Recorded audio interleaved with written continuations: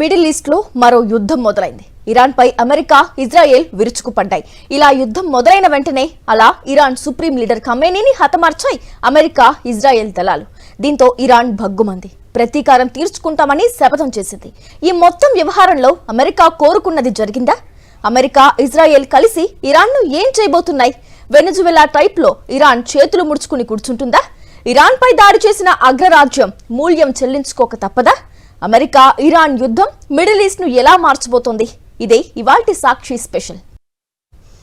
Iran పై America దాడి చేసింది. ప్రాక్టికల్ గా చూసుకుంటే ప్రత్యక్ష యుద్ధం మొదలుపెట్టింది అమెరికానే. కాబట్టి దీనికి ప్రతీకారం తీర్చుకుంటామని ఇరాన్ చెబుతోంది. నిజానికి ఇరాన్ పై అమెరికా ఎప్పుడో దాడి చేసింది. ఎప్పటికప్పుడు హెచ్చరికలు పంపిస్తూనే ఉంది. అటు ఇరాన్ మాత్రం చర్చల ద్వారా సమస్యను పరిష్కరించుకోవడానికి సిద్ధమైంది. తటస్థ కేంద్రంలో చర్చల్ని మొదలుపెట్టింది. ఇలా కొన్నాళ్లు సాగిన తరువాత యుద్ధం అనివార్యమైందని చెబుతోంది అగ్రరాజ్యం. సజావుగా సాగుతున్న చర్చల్ని యుద్ధంతో అమెరికా నీరుగార్చిందని ఆరోపిస్తోంది ఇరాన్. మొన్నటి వరకు వాద ప్రతివాదనలు జరిగాయి. ఇప్పుడు క్షేత్రస్థాయిలో దాడి, ఎదురు దాడులు జరుగుతున్నాయి. ఇజ్రాయెల్, హమాస్ మధ్య యుద్ధం దాదాపు ముగిసింది. రష్యా, ఉక్రెయిన్ మధ్య యుద్ధం నడుస్తోంది. వెనజువెలాతో యుద్ధాన్ని రోజుల వ్యవధిలో ముగించింది అమెరికా. మరోవైపు పాక్, ఆఫ్ఘన్ యుద్ధం కూడా కొనసాగుతోంది. ఇలాంటి క్లిష్ట పరిస్థితుల్లో ఇరాన్ పై అమెరికా యుద్ధం ప్రకటించింది. ఇది సాధారణ యుద్ధం కాదు. ఇంతకు ముందు చెప్పుకున్న యుద్ధాల్లా ఒక దేశానికి లేదా ఒక ప్రాంతానికి పరిమితమైంది కాదు. తాజా యుద్ధంతో మిడిల్ ఈస్ట్ భగ్గుమంటోంది. ఎప్పుడు ఏ దేశంపై మిస్సైల్ పడుతుందో ఊహించలేని పరిస్థితి. ఇన్నాళ్లు చూసిన యుద్ధాలన్నీ మెల్లమెల్లగా మొదలయ్యాయి. కానీ ఇరాన్, అమెరికా యుద్ధం మాత్రం ఒకరోజు తిరిగేసరికి తీవ్ర రూపం దాల్చింది. దీనికి కారణం ఖమేనీ మరణం. యుద్ధం ఇలా ప్రారంభించిన గంటల వ్యవధిలోనే Iran supreme leader Ayatollah Ali ఖమేనీని హతమార్చింది అమెరికా. దాడుల్లో ఖమేనీ కుమార్తె, అల్లుడు, మనవడు కూడా మృతి చెందారు. అమెరికాతో పాటు ఖమేనీ నివాసంపై ఆధునిక క్షిపణులతో ఇజ్రాయెల్ విరుచుకుపడింది. ఖమేనీ నివాసమే లక్ష్యంగా 30 క్షిపణులను ఇజ్రాయెల్ ప్రయోగించింది. ఇజ్రాయెల్ దాడుల్లో ఇరాన్ రక్షణ మంత్రి Amir Nasir Zadeh, revolutionary guard RGC commander Mohammad కూడా మృతి చెందారు. నెలల పాటు ప్లాన్ చేసిన అమెరికా, ఇజ్రాయెల్ శాటిలైట్ ద్వారా ఖమేనీ లొకేషన్ను గుర్తించాయి. టెహ్రాన్లోని తన ఆఫీసులోనే ఖమేనీ ఉన్నట్లు నిర్ధారణైన తరువాత మిసైల్ దాడులు ప్రారంభించాయి. ఖమేనీ కార్యాలయం, సముదాయాలపై ప్రెసిషన్ గైడెడ్ మిసైళ్లను ఇజ్రాయెల్ ప్రయోగించగా టొమహాక్ మిసైళ్లతో అమెరికా అటాక్ చేసింది. లొకేషన్ గుర్తించిన 15 నిమిషాల్లో అటాక్స్ మొదలయ్యాయి. టెహ్రాన్లోని ఖమేనీ కార్యాలయంలో ఏకకాలంలో దాడులు చేపట్టాయి. అలా ఇరాన్లో ఖమేనీ శకానికి ముగింపు పలికాయి America, Israel. Ayatollah Ali Khamenei 1989లో రుహొల్లా ఖొమేనీ తరువాత సుప్రీం లీడర్గా బాధ్యతలు చేపట్టారు.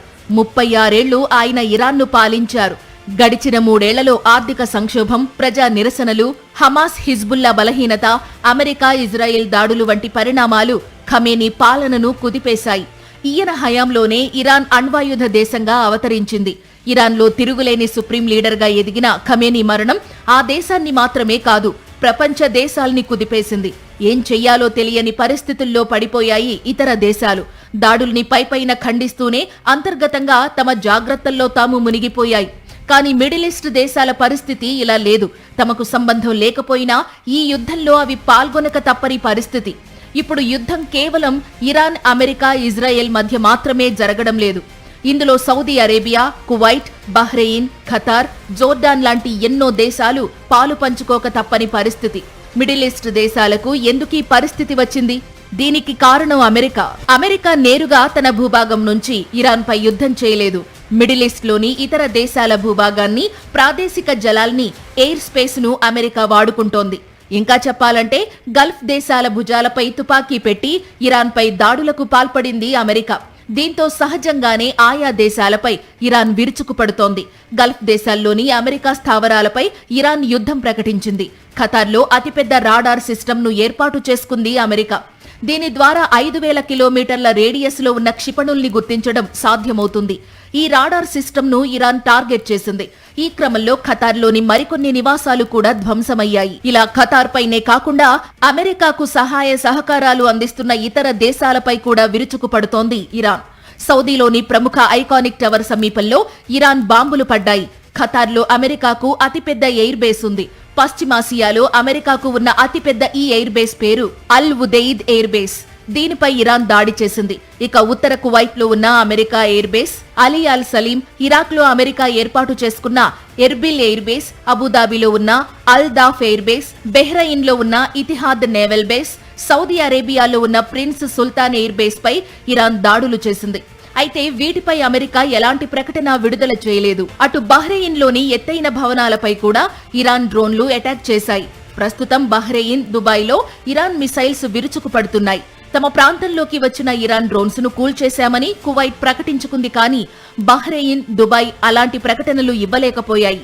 తాజా పరిణామాలతో చాలా ప్రపంచ దేశాలు స్తంభించిపోయాయి. దుబాయ్ అంతర్జాతీయ విమానాశ్రయంపై ఇరాన్ దాడులు చేసింది. ఒక్కసారిగా ఎయిర్పోర్ట్లో భారీగా పొగలు అలుముకున్నాయి. విమానాశ్రయాన్ని దుబాయ్ మూసేయడంతో వేలాది మంది ప్రయాణికులు ఎయిర్పోర్ట్లో చిక్కుకుపోయారు. ఆసియా, యూరోప్, గల్ఫ్ దేశాల్ని కలిపే అత్యంత కీలకమైన విమానాశ్రయం ఇదే. మరోవైపు హర్ముజ్ జలసంధి కూడా మూతపడింది. ఈ జలసంధి ద్వారానే ప్రపంచ దేశాల అవసరాలకు సరిపడా 20% చమురు రవాణా అవుతుంది. ఇలాంటి కీలకమైన జలసంధి మూతపడడంతో పలు దేశాలు ఇబ్బందులు పడక తప్పదు. ఇక్కడ రవాణాకు ఏమాత్రం ఆటంకం ఏర్పడినా ఇంధన, సరుకు రవాణా వ్యయాలు పెరుగుతాయి. భారత ఆర్థిక వ్యవస్థపై కూడా ఈ ప్రభావం పడుతుంది. ఇరాన్ను ఒమన్, యుఏఈల నుంచి వేరు చేస్తుంది హర్ముజ్ జలసంధి. ప్రస్తుతం భారత్ రోజుకు 26 లక్షల బ్యారెళ్ల ముడి చమురును Iraq, Saudi Arabia, UAE, Kuwait నుంచి ఈ మార్గం నుంచే దిగుమతి చేసుకుంటోంది. సగటున రోజుకు 74,000 బ్యారెళ్ల శుద్ధి చేసిన చమురు ఉత్పత్తులను భారత్ ఈ జలసంధి నుంచే ఎగుమతి చేస్తోంది. ఇలాంటి కీలకమైన జలసంధి మూతపడడంతో ప్రపంచ వాణిజ్యంపై ఆ ప్రభావం తీవ్రంగా పడనుంది. నిజానికి ఇరాన్పై అమెరికా దాడి చేయడం ఇదేం తొలిసారి కాదు. గతంలో ఓ వైపు ఇజ్రాయెల్, హమాస్ మధ్య గాజాలో యుద్ధం జరుగుతున్న టైంలోనే ఇరాన్పై విరుచుకుపడింది అగ్రరాజ్యం. ఖమేనీ నేతృత్వంలో ఇరాన్ అణు కార్యక్రమాన్ని చురుగ్గా నిర్వహిస్తోందని, అంతర్జాతీయ అణు చట్టాల్ని ఉల్లంఘిస్తోందని ఆరోపిస్తూ ఇరాన్లోని అణు స్థావరాలపై B-12 బాంబర్లతో విరుచుకుపడింది. అప్పటి నుంచే ఇరాన్, అమెరికా మధ్య ఉద్రిక్తతలు మొదలయ్యాయి. ఎప్పుడైతే తన యుద్ధ నౌకను అమెరికా ఇరాన్ వైపు పంపించిందో అంతర్జాతీయంగా అలజడి మొదలైంది. ఇలా దశల వారీగా ఒత్తిడి పెంచుతూ ఒక్కసారిగా ఇరాన్పై దాడులకు తెగబడింది అమెరికా. అటు ఇరాన్ కూడా ధీటుగా స్పందిస్తోంది. గల్ఫ్ దేశాలపై క్షిపణుల్ని ప్రయోగిస్తోంది. ఈ యుద్ధాన్ని ఇరాన్ ఎన్ని రోజులు కొనసాగించగలదు? ఆ దేశానికి అంత సామర్థ్యం ఉందా? అమెరికా సైనిక సామర్థ్యం ముందు ఇరాన్ నిలబడగలదా? ఇరాన్పై ఏ క్షణంలోనైనా దాడి చేసేందుకు 3 నెలల నుంచి సన్నద్ధాల్లో ఉంది అమెరికా. గల్ఫ్ దేశాల్లో తన ఉనికిని పెంచుకుంది. ఈ క్రమంలో పలు దేశాల్లో అమెరికా వందల కోట్ల రూపాయల పెట్టుబడులు పెట్టింది. ప్రపంచవ్యాప్తంగా అమెరికాకు 51 దేశాల్లో 128 సైనిక స్థావరాలున్నాయి. ఇక గల్ఫ్ దేశాల్లో అమెరికాకు దాదాపు 40,000 మంది సైనికులు ఉన్నారు. నిజానికి 2 నెలల కిందటి వరకు ఈ సంఖ్య సగమే. వ్యూహాత్మకంగా సైనికుల సంఖ్యను రెట్టింపు చేసింది. విమాన వాహక నౌకలు USS Gerald R Ford, USS Abraham లింకన్లను గల్ఫ్ తీరాలకు తరలించింది. బహ్రెయిన్లో అమెరికాకు అతిపెద్ద నౌకాదళం ఉంది. మిడిల్ ఈస్టులో అమెరికా యుద్ధ నౌకల విభాగానికి ఈ కేంద్రం చాలా కీలకం. బహ్రెయిన్లో 4 యుద్ధ నౌకలు ఎప్పుడూ సిద్ధంగా ఉంటాయి. దీంతో పాటు పెట్రియాట్ క్షిపణి రక్షణ వ్యవస్థలు, మరో 9,000 మంది అమెరికన్ సైనికులు ఉన్నారు. ఖతార్లో ఆల్ ఉదైద్ స్థావరం అమెరికాదే. అమెరికా సైన్యానికి చెందిన సెంట్రల్ కమాండ్ కంట్రోల్ ఇదే. దీనిపైనే తాజాగా ఇరాన్ దాడి చేసింది. ఇక్కడ 10,000 మంది అమెరికన్ సైనికులుంటారు. ఫైటర్ జెట్స్ ఉండేది కూడా ఇక్కడే. ఇక కువైట్లో అమెరికాకు చాలా స్థావరాలున్నాయి. ఇరాక్ సరిహద్దుకు 40 కిలోమీటర్ల దూరంలో ఉన్న అల్ సలెం వైమానిక స్థావరాన్ని పూర్తిగా కువైట్ నుంచి స్వాధీనం చేసుకుని నడిపిస్తోంది అమెరికా. ఇరాక్, సిరియాల్లో సైనిక ఆపరేషన్లకు ఇదే బేస్ పాయింట్. ఇక యుఏఈలో అబుదాబికి దక్షిణ ప్రాంతంలో ఉన్న అల్ దర్పా వైమానిక కేంద్రం కూడా అమెరికాదే. ఇక్కడ అగ్రరాజ్యానికి చెందిన 10 విమాన స్క్వాడ్రన్లు, అత్యాధునిక డ్రోన్లు ఉన్నాయి.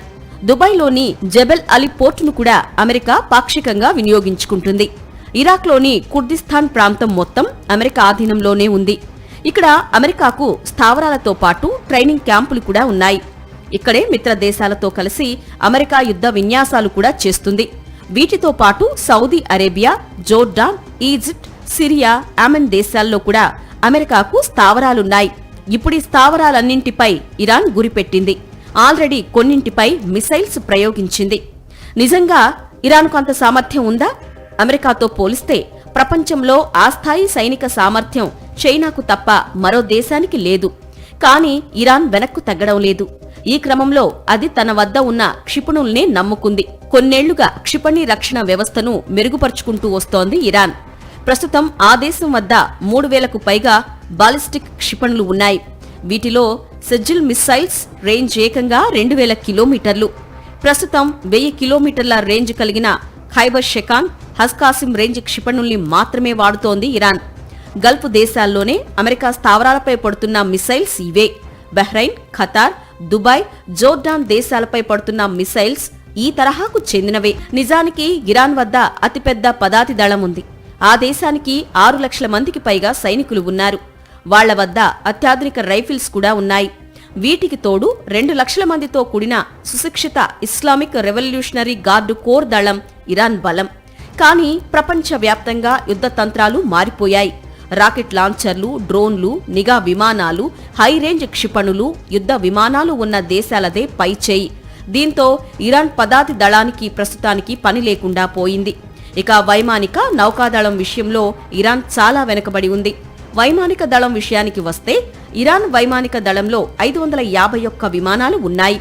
వీటిలో చాలా మటుకు అన్ని పాత యుద్ధ విమానాలే. నౌకాదళ సామర్థ్యం కూడా అంతంత మాత్రమే. ఉన్న మంచి యుద్ధ నౌకల్ని హర్మూజ్ జలసంధి వద్ద మోహరించింది ఇరాన్. ఈ దేశం వద్ద జలాంతర్గాములు, ఫాస్ట్ అటాక్ క్రాఫ్ట్, క్షిపణులతో కూడిన గస్తీ నౌకలు ఉన్నాయి. అలాగే ఇరాన్ వద్ద దాదాపు 6000 వరకు నౌకాదళ మందుపాత్రలు ఉన్నాయి.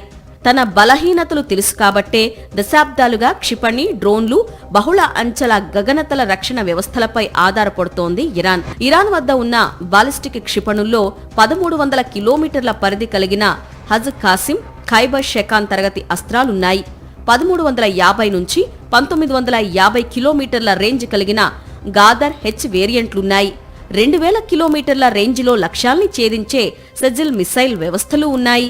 క్షిపణుల అభివృద్ధితో పాటు అణు కార్యక్రమాన్ని కూడా అది కొనసాగించింది.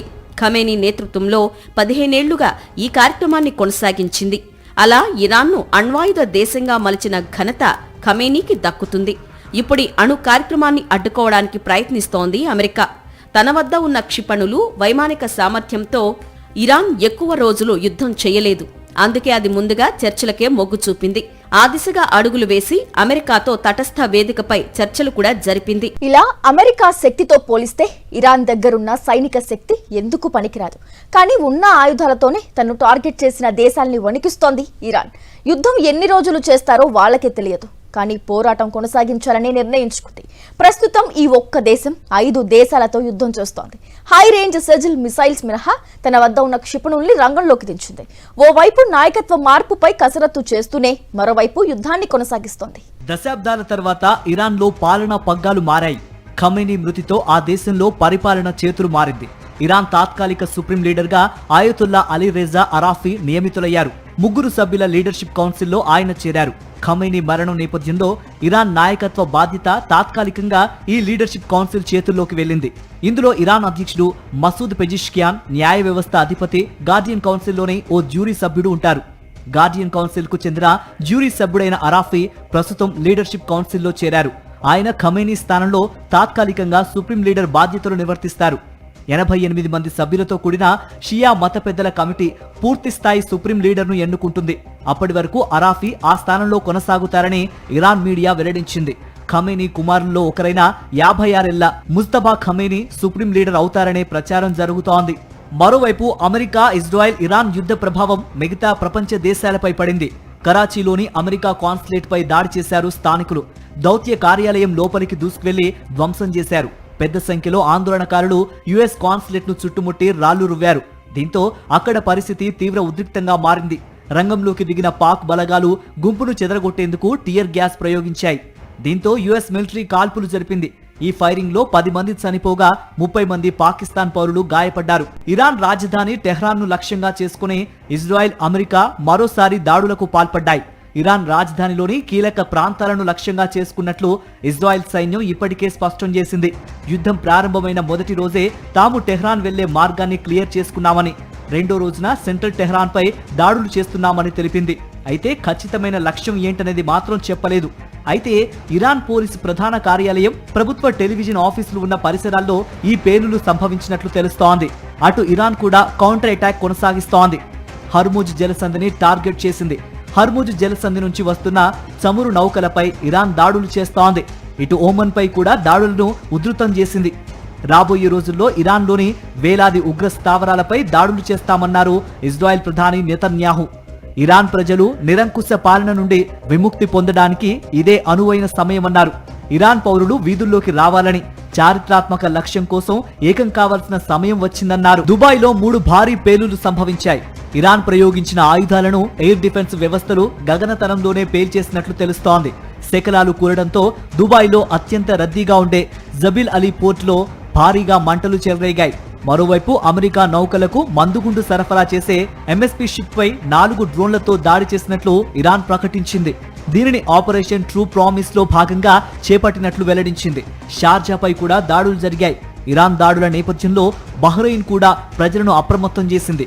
సైరన్లు మోగిన వెంటనే సమీపంలోని సురక్షిత ప్రదేశాలకు వెళ్లాలని సూచించింది. ఇరాక్లోని ఇర్బిల్ ఎయిర్పోర్ట్ పై దాడి జరిగింది. దీంతో భారీగా పొగ, మంటలు వ్యాపించాయి. బాగ్దాద్లోని గ్రీన్ జోన్ సమీపంలో తీవ్ర ఆందోళనలు చెలరేగాయి. సాక్షి టీవీ ప్రసారాలను నిలిపివేయడం చట్టరీత్యా నేరం. సాక్షి టీవీ ప్రసారాల కోసం మీ స్థానిక కేబుల్ ఆపరేటర్ని వెంటనే సంప్రదించండి. DTHలో, ఇంటర్నెట్లో కూడా సాక్షి టీవీ ప్రసారాలను వీక్షించవచ్చు.